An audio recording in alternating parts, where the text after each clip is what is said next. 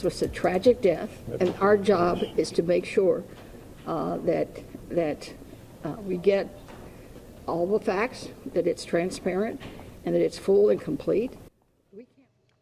This afternoon, we're getting new insight from state and federal officials and learning more about what led up to a deadly shooting in Houston.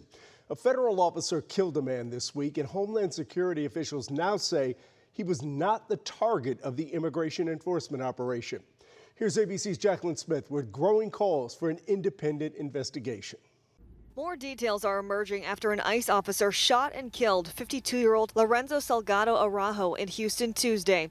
DHS officials admitting Salgado Araujo was not the target of the ICE search. The officials say Salgado Araujo, who is a Mexican national, resembled the target. An ICE spokesperson says Salgado Araujo ignored commands during a vehicle stop. That spokesperson also says Salgado Araujo allegedly weaponized his vehicle in an attempt to run over an officer, prompting the officer to fire his weapon in self-defense. The attorney who represents the passengers who were in the car with Salgado Araujo says the officer's account of the incident is inaccurate. They confirmed that at no point was there ever an ICE agent directly in front of the vehicle.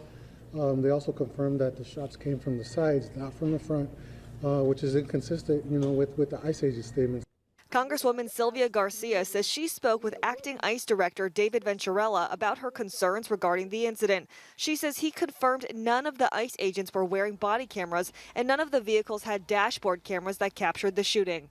I really pressed him on this because, quite frankly, I would have to ask the community, what would you do if you're just being followed by someone?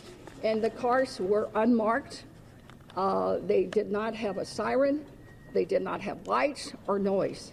The district attorney of Harris County says his investigators were not invited to the scene that day, which historically is common.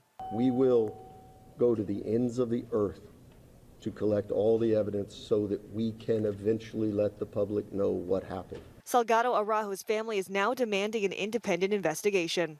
I just want all Americans to know that my dad was a hardworking man, a family man, who wanted nothing more than to put food on the table and to watch his sons achieve the American dream. The Harris County medical examiner listed Salgado Araujo's death as a homicide with the primary cause of death as a gunshot wound to the torso. Jacqueline Lee, ABC News, Los Angeles.